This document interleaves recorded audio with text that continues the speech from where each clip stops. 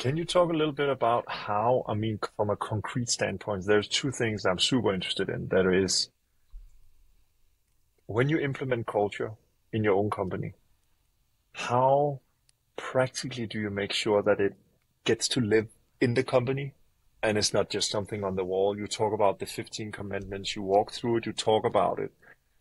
I see, won't say a lot of companies, but seen some companies where they did that, something along those lines, right? So they talked about it and, they walked through it. And then when you actually end up in the behaviors on the floor, it was something completely different. Hmm. How have you guys thought about making sure you have structures in the company to make sure it doesn't just become, the famous empty words or something hanging Hmm. on the wall, but it actually lives? How do you check it? What structures do you use? Yeah. So for us, it's values. Starts and ends with values. And this is what I talk a lot about with clients as well, or prospective clients that come to us. If you don't know your values, it's hard to determine how you're going to hire. It's also hard to determine how you're going to fire, promote, reward, recognize, and grow a culture. So, as a leadership team or even a leadership of one, it's important for you to get clear on what your values are and then the behaviors that support the values. Like, how do you want people to act in support of this value that you're saying is important to you? Keep it simple. You don't need 50 values, you need 3 to 5. And you align on those with yourself or your leadership team. And then you have the behaviors that support that. And then you roll it out and you talk about it all the time. It's not just in your one monthly meeting, it is in every meeting. It is in all your one on ones. If your people managers are managing people, it's in their one on ones. It is how you reward and recognize. It's how you celebrate your wins with clients, with customers, with each other. It is over the top. It's 100 times more than you think that you need to be talking about it. You need to be talking about it. So we did that, and I was just sharing this recently. Like a couple of years ago, we had an all hands, and I decided to just test my team out. And on the all hands, I was like, "So who can tell me what our values are?"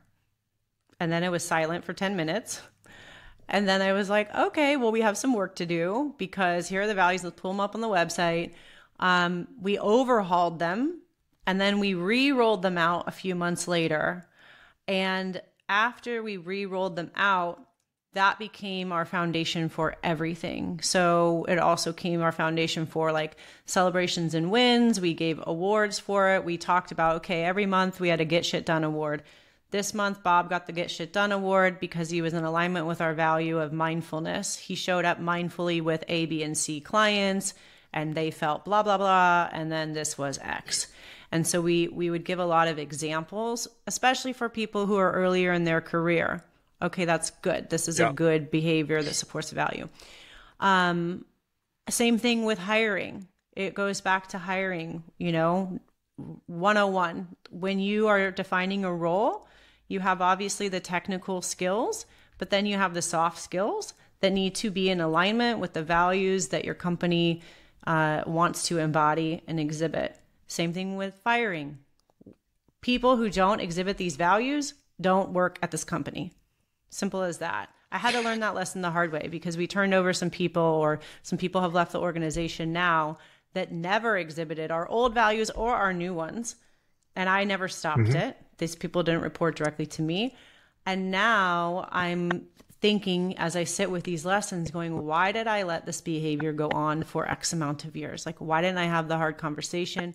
Why didn't I call them forward on the fact that they weren't exhibiting our values and they were leaders of my company? What precedent does Yeah. that set?